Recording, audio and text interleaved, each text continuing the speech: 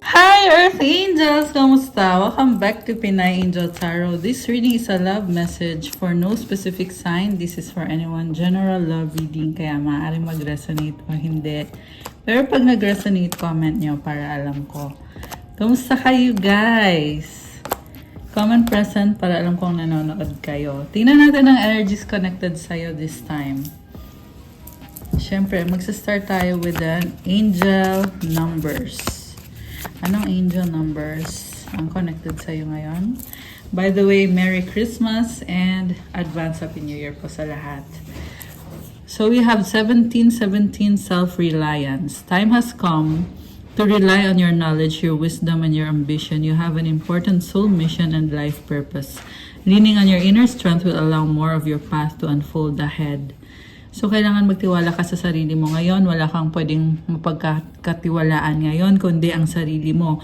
Ang sarili mong kaalaman, kakayahan, talino, at ambisyon. May mission ka sa buhay, may purpose ka, gamitin mo yung lakas mo para mangyari kung ano man yung will ni God na dapat mangyari para sa'yo.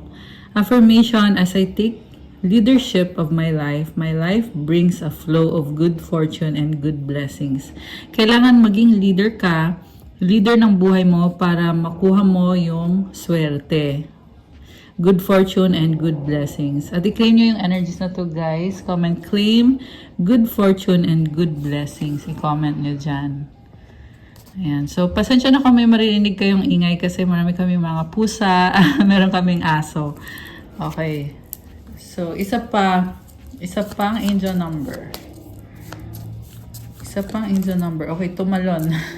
Tumalon yung 222, balance. Now is the time to take inventory of your feelings.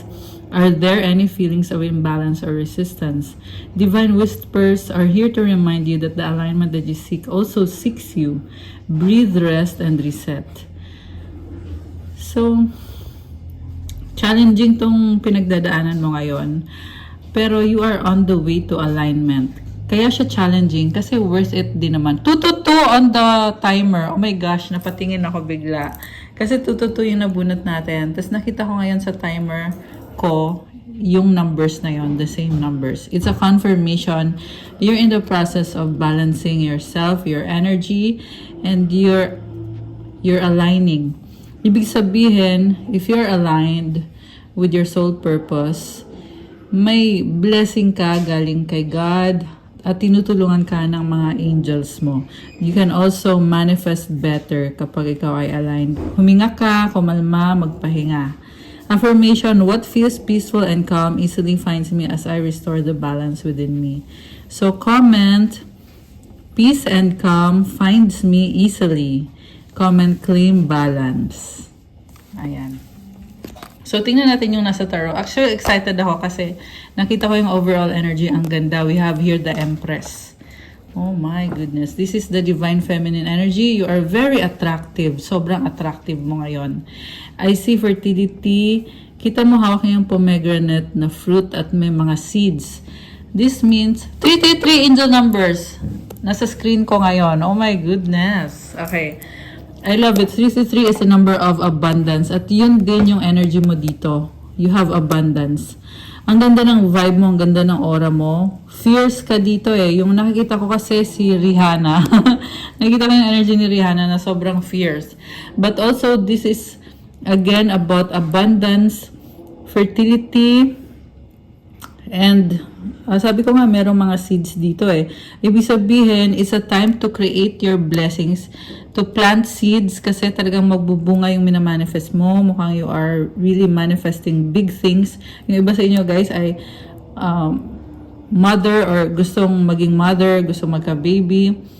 At nakikita kong makukuha mo naman yon kung ikaw yon, although not necessarily connected sa baby. Ikaw lang ang ingay ng pusa namin. Okay, hayaan nyo na lang guys. Huwag nyo na lang pansinin. Okay. So anyway, Empress, I love this vibe. Hindi ka naghahabol. This is someone na pumapasok na lang yung blessings. And I saw 444 angel numbers now. Grabe, sunod-sunod yung angel numbers.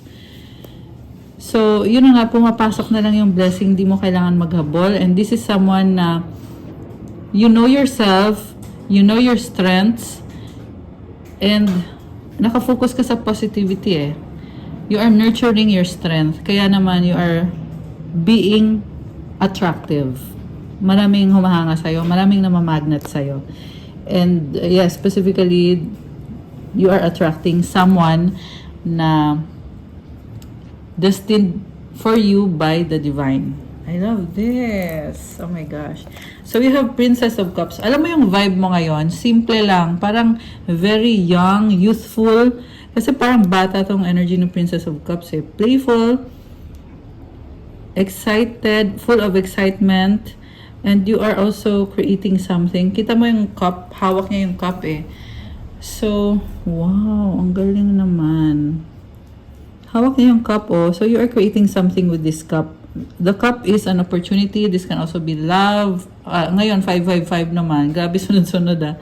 Kanina 222, 333, 444, and 555. And nakikita ko yung numbers na yon every time na tumitingin ako sa timer. So anyways, yeah, sunod-sunod na numbers. Ibig sabihin, sunod-sunod din yung mga pagbabago. So I love that. I love that for you. And you are very cute, attractive. Chariot, travel. Okay, may travel ka. Love this. Travel. Five of Pentacles. Something is changing for you when it comes to your finances. Okay. Meron kang iniintay, pinag-aaralan. Makukuha mo naman. Mukhang merong reconciliation or agreement dito. Okay, ibalik ko muna yung cards kasi titingnan natin yung mga na pre-shuffle ko na to bago nag-start yung video. So we have here Knight of Swords, the Eight of Cups, the Four of Wands, the Queen of Wands, and the Seven of Wands. And then, oh, very fiery and passionate energy. Baka may kang fire sign, Aries, Leo, Sagittarius. And then, Magician, Ace of Swords, Eight of Swords, Eight of Wands, Queen of Swords. Ngayon naman, air sign, Gemini, Libra, or Aquarius. Is either ikaw yon or yung taong kadil mo yon or meron yan sa chart nyo. Although this can be any sign. Andito din yung energy ng Gemini, Taurus, Libra, and may konting water signs, Cancer, Pisces, and Scorpio.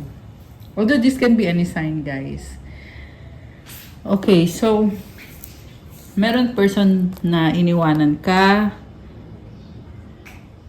Oh my goodness. Tindi to ah. Very manipulative person. Okay. Someone wants to control you.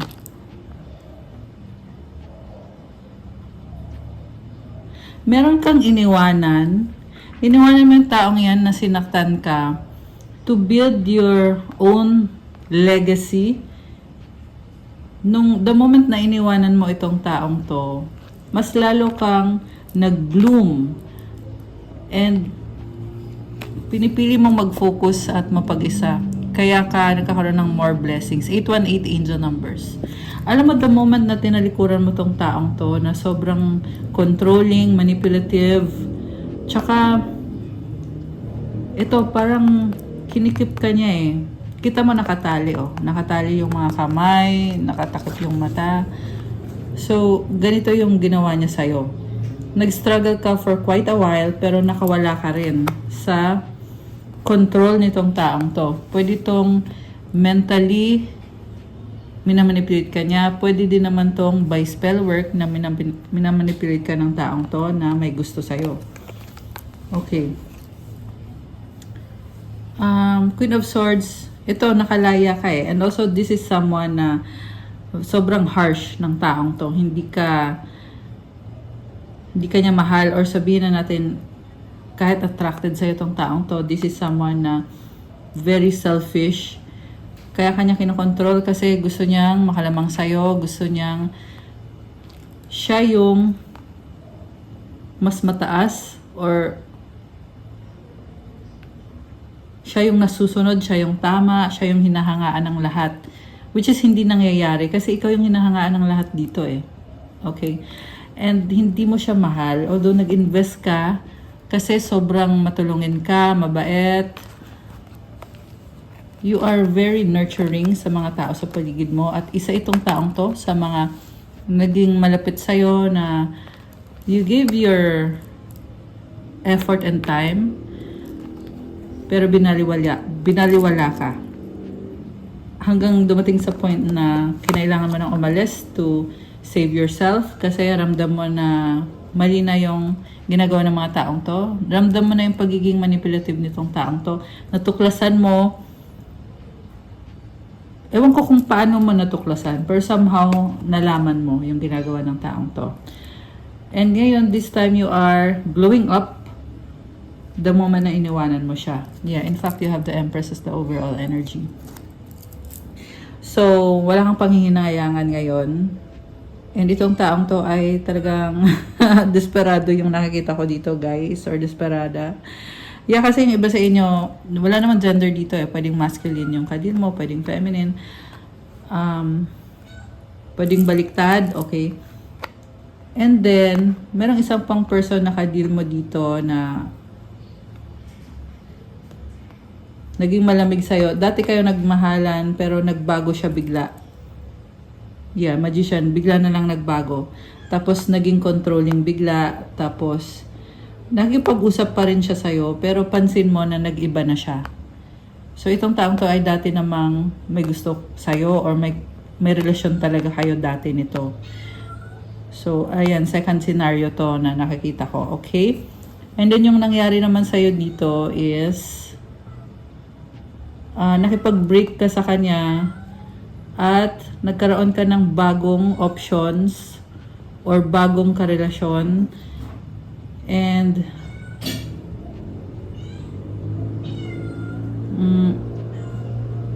nagkaroon ka ng bagong karelasyon pero somehow may connection ka pa rin sa taong to. Mukhang meron pa rin pag-uusap sa inyong dalawa. Okay, so yan yung pangalawang scenario na nakikita ko dito, connected dito sa taong minahal ka nito dati eh, pero for some reason may nangyari sa kanya, bigla na lang siya ng bago, ng lamig. Okay. So, mas gusto kong i-clarify yung pangalawang scenario kaysa dun sa una. Kasi yung una, walang love dun eh. Walang love. Ang meron dun sa unang scenario na yon is someone na gusto niya sa kanya mapunta yung blessings mo. Okay, ganon. Psychic vampire yung unang scenario. Or someone na sobrang selfish, manipulative, kulang sa pansin, ganon. Sa pangalawang scenario, ito naman yung dating mahal ka itong taong to pero niloko ka niya. Okay. So, tingnan natin. Ano bang nangyari dito? Two of Cups. Ito, nagkaroon siya ng other person, third party. Okay. Behind your back. Emperor. Ngayon, nakita ko mahal ka niya.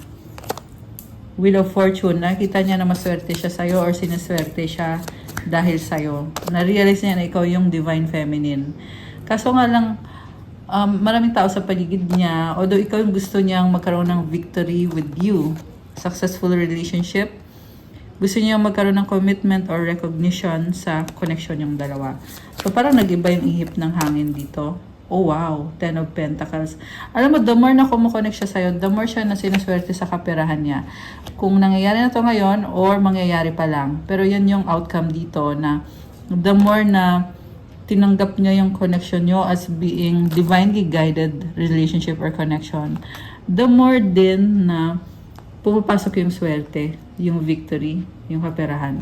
Grabe. I love this. Ito ka Empress, at ito yung Emperor mo, yung divine counterpart mo. Yung basta nyo ay twin flame or soulmate. Eight of Pentacles. So, you may be planning to work together with this person. Or siya yung may plano. Kasi ang nakikita ko sa'yo, busy-busy ka eh. Lahat ng time mo ay binubuhos mo sa mga projects mo para sa sarili mong happiness, self-love, self-care. O yung iba sa inyo ay nahihilig sa painting. Ayan. And yung mga pinagtutuunan mo ng pansin ngayon ay yung mga bagay na talagang nagpapasaya sa'yo. Okay. Grabe, I love this. Wow, the star is here. Wish granted. Okay, I love this. Guys, you're living your dream life right now. Okay? Comment, claim, wish granted. Yung mga resonate dito sa second scenario. Comment, wish granted, guys. Okay. So, magkakaayos ba kayo nitong person na to na dating nang loko sa'yo, na fall out of love, tapos ngayon bumabalik? Oh my goodness. Oh, tingnan mo, tatalon yun. Ayaw pang sumama eh, pero tatalon yan. Okay. So, Three of Swords. Sa totoo lang, sa nakita ko, hindi kayo magkakaayos. Okay? Sad to say. Pero, nagbabago yung energy, guys. Kaya, yeah, for this reading, it's a no for this reading. Okay? Sinasabi ko lang kasi yan yung lumabas eh. Ito lang yung magandang balita kahit hindi ka magkakaayos ngayon, pero merong healing na nangyayari. It's being processed. So, ibig sabihin hindi to overnight na pag the next day healed ka na agad. Hindi ganun yun. It's a process. Pero tingnan mo, 3 of Swords and then 4 of Swords. Ibig sabihin you are improving. Ayan, 3 of Swords, 4 of Swords.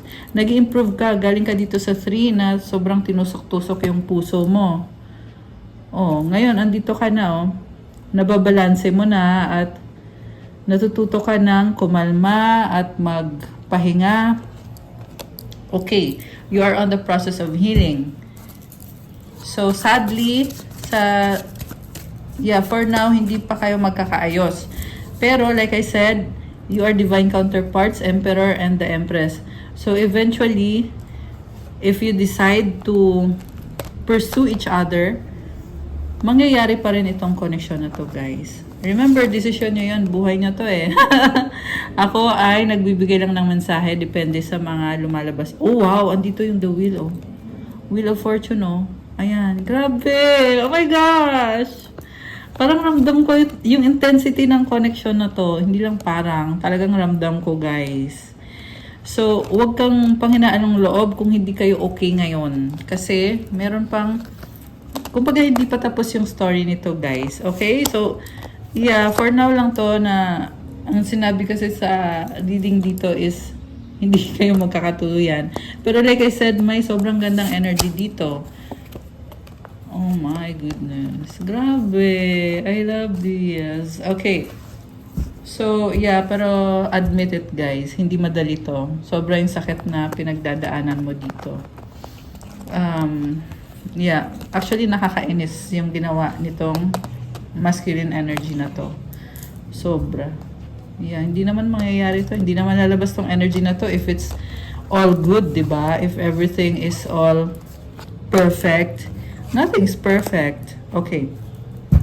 Ano pang mga paparating na energies dito? Clarify tayo. Okay. Ano pang paparating na energies dito sa connection na to? Nakakaranas ng kawalan. Nangungulila. Oh my gosh! Guys, yan yung narinig kong word. As in, nangungulila. Namimiss ka, ibig sabihin. Magkalayo kayo, LDR to. Ayan, 5 of Pentacles, Knight of Pentacles. Mabagal, mukhang stagnant. Gustong magkaroon ng changes, pero nagsastruggle. 7 of Cups, Knight of Wands. Player naman pala eh. Pinaglaruan lang puso mo nitong taong ito. Nakakaloka, kaya naman pala nag-no eh. 2 of Wands. Okay, ngayon nagbabago siya. 1818 angel numbers. Oh my gosh. Ayan, 1818. Oh, wow. 9 of Cups. Alam mo, may nagbago sa kanya at gusto kanya i-pursue ulit. Grabe. Nakakaloka. Okay, last few cards. Okay, tumalon yung the Fool, pero hindi siya nalaglag agad. Okay. There's definitely a new beginning with the Princess of Wands and the Fool. This is about a message na gustong sabihin niya sa'yo. And it's a risk, itong message na to. This can be an apology. This can be greeting. Baka hello, Merry Christmas. Musta ka na? Happy New Year. Ganon. Pwedeng ganon. Kasi parang magaan yung energies na to, guys. And it's something na bagong-bago or baka nakakagulat. Kasi the Fool is someone taking the leap of faith or taking a risk na andun yung pakiramdam na hindi siya sure kung saan pupunta to lahat, pero itatry niya at gusto niyang mag-workout to, gusto niyang magkaroon ng improvement sa situation or sa connection. Actually, hindi ko masasabing situation to eh, kasi I feel like this is a strong connection. Siyempre, andito si Empress and the Emperor. Pero for now, ito yung mga changes. At least, ito yung iniisip niya or gusto niyang mangyari. So, kung ano yung magiging desisyon niya or magiging desisyon mo, well, okay, tingnan natin, guys. Tingnan pa natin kung meron pang mensahe dito. We have Queen of Pentacles at the bottom of the deck. This is someone loving himself or herself. Ang daming bundok, So this can be obstacles, this can also be achievements, and someone very, like I said, practical. Pero maraming humahanga dito, ang haba ng buhok niya eh. Ayan. This is a breadwinner or someone na mahal ang sarili niya. Self-love. Busy, Two of Pentacles. Infinity kasi to eh. So this is a very good number. This is someone showing strength. Okay. 9 of Wands. Okay, kahit pagoda na, laban lang. May sort of duality dito. 2 of Swords. May mga doubts eh. This is someone na mahal yung sarili. Mahal ka din niya. Parang 50-50 siya. Sarili ba niya pipiliin niya or yung relationship niyo or yung connection niyo? Okay. Teka, gusto kong tanong, si feminine ba to or si masculine? Pwede kasing si masculine yan eh. Okay, tingnan natin na. Sino tong Queen of Pentacles? Judgment. Oh my goodness. Isa pa. 4 of Pentacles. Mukhang si masculine to. Isa pa ha. Sino ba to? Hermit. Okay, this is someone na pinipiling mag-isa muna ngayon.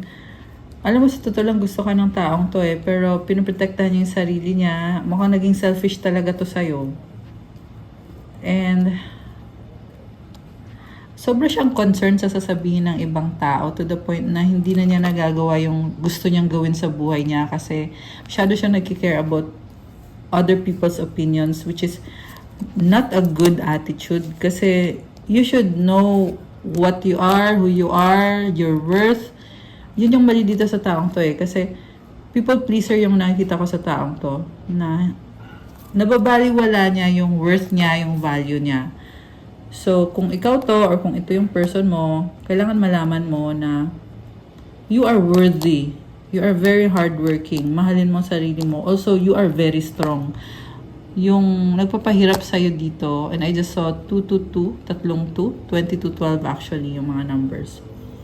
And 222 is again balance. Okay? Parang energy ng Libra yung nasasagap natin dito. Kasi Libra is the sign that have the Justice card and the scales of balance.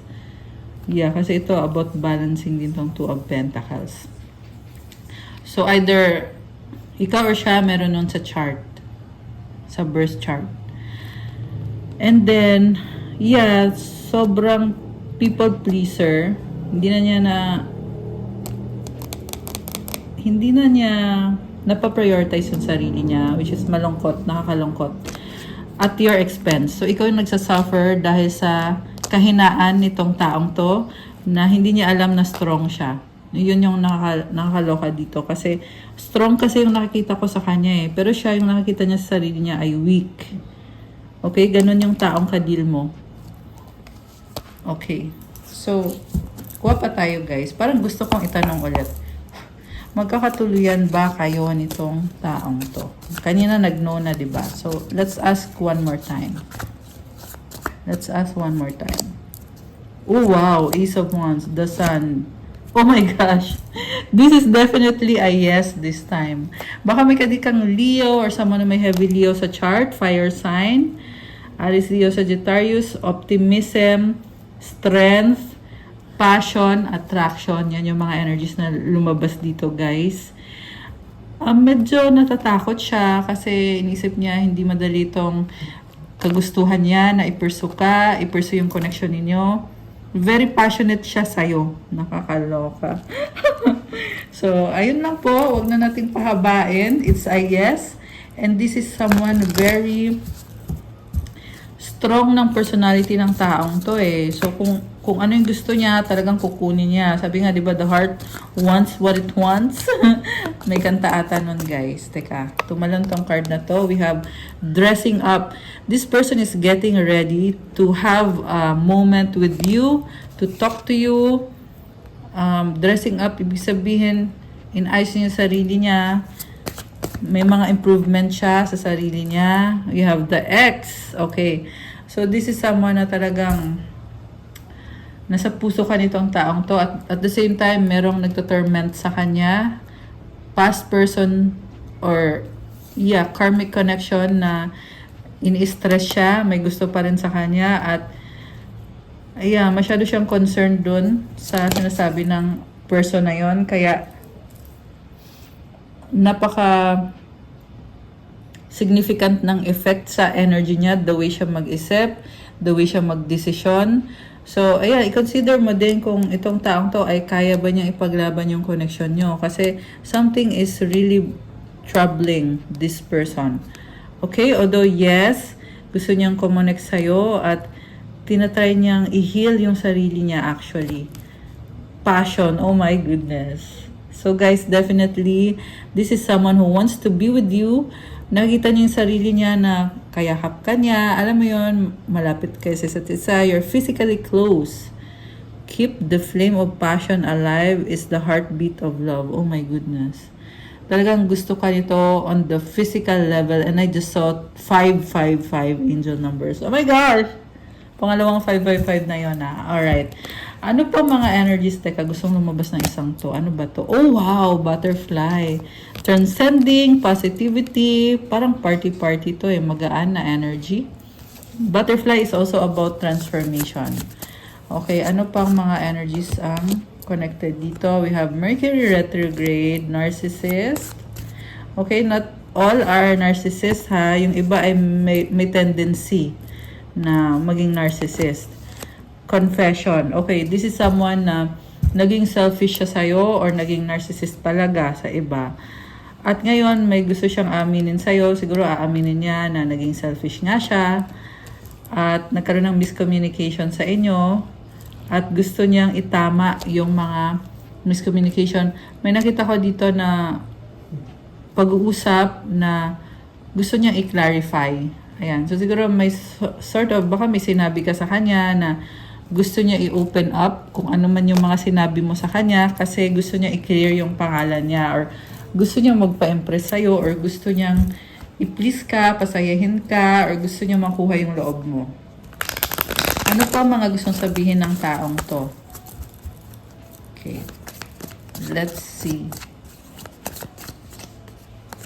We have, okay, baliktad. Baliktad lang. Okay. Mutual understanding, forever soulmate, no, kisses. Okay, bakit nag-no dyan? Okay. Parang ang na-feel ko dito is, natatakot siya eh. Kasi feeling niya soulmate ka niya, pero what if ayaw mo sa kanya? Kaya nag-no dyan.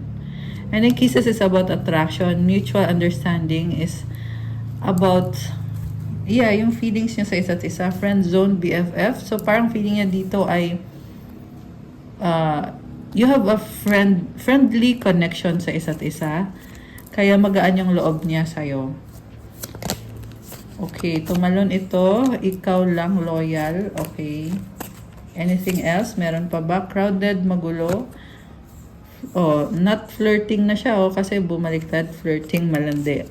Dati talaga, niloko ka talaga nito. Ayan, very clear. 28. Okay. Pero ngayon, ikaw lang. Yung iba sa inyo nagsastruggle pa kung ikaw lang ba or titingin pa ba siya sa mga kalandian niya, sa mga options niya, kaharutan niya at mga kasek. Alam mo na yan guys, hindi ko na kailangan sabihin. Pero lumabas yan dito eh. And yung energy na nasasagap ko sa feminine is wala kang pakialam sa mga pinagagawa niya, hindi ka maghahabol sa kanya. Focus ka lang sa sarili mo, pero for some reason, itong taong to ay lalong na-obsess sa'yo. Habang ikaw ay parang sitting pretty ka lang. Ganun yung na-feel ko dito. Overall energy mo kasi to di ba? Empress, grabe. Let go, surrender. Ayun, let go mo lang, surrender. Merong friends getting to know. So yeah, merong sort of friendship kayong dalawa ng taong to na nauunawaan nyo agad yung isa't isa. Kilig much, super in love, worried, paranoid. Oh my goodness. Medyo seloso yung nakita ko dito. Cheating third party. Nag-aalala siya kasi feeling niya may iba ka na. Gustong-gusto ka niya, kinikilig siya sa'yo. Pero inisip niya Kung siya magiging loyal siya sa'yo, pero 3000, oh my gosh, and now 3003, mirroring.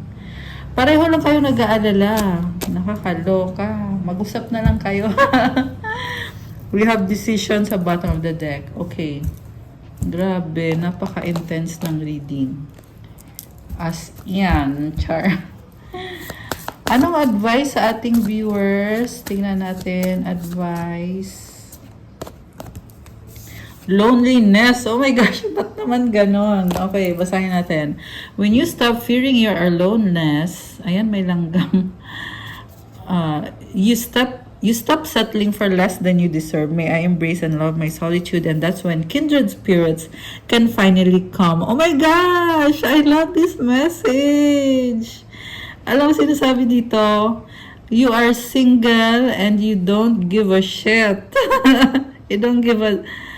hindi ko na nga sasabihin yung mga words na yun. Pero kasi parang gangster yung yung energy dito na nasasagap natin na parang alam mo yun, totally you don't care at all sa iisipin or sasabihin ng mga tao kasi sobrang fulfilled ka on your own. You do what you want and you are improving yourself. You are glowing up. Yeah, definitely glowing up with the Empress. At also guys, maraming pumapasok na lang sa buhay mong mga tao na totoong nagkikare sa'yo at totoong nagpapasaya sa'yo na hindi mo na-feel na mag-aalala ka. Alam mo yun, hindi ka nag-worry. You feel secure about yourself. You feel at peace. You feel calm. I love this. Yeah, sabi nga, kindred spirits. Grabe. Claim nyo na yan. Comment, claim, kindred spirits can finally come. Comment, I embrace and love my solitude. Comment nyo dyan, guys. Enjoy nyo yung solitude nyo. Grabe. I love the reading. It's so empowering. Okay. So, okay, guys. That's all for our love message for today. Thank you for watching. Please like the video, comment kung nag-resonate ba, kung nagustuhan nyo. Subscribe and hit the notification bell. Kung nag-resonate kayo at kailangan nyo ng more information, you can book a private reading. Message lang kayo sa Viber or sa WhatsApp para mas mabilis. Nasa description box lahat ng contact details. Check out my Instagram if you want to start your crystals journey. May mga crystal bracelets na tutulong sa'yo with your manifestations to attract love, money, wealth, prosperity, abundance. For, ano pa ba? Maraming benefits actually. Meron din syempre for focus, mental clarity, protection, manifestation. Tingnan nyo na lang doon kasi nakapost naman lahat sa Instagram ko at pa-follow na din kasi kailangan ko yung support nyo sa social media account ko. Thank you, Earth Angels. I love you guys. Have a good night. God bless you all. Stay safe. I'll see you again soon. Love you guys. Bye! Oh, by the way, happy weekend. Again, Merry Christmas and Happy New Year in advance. I love you guys. Good night and God bless.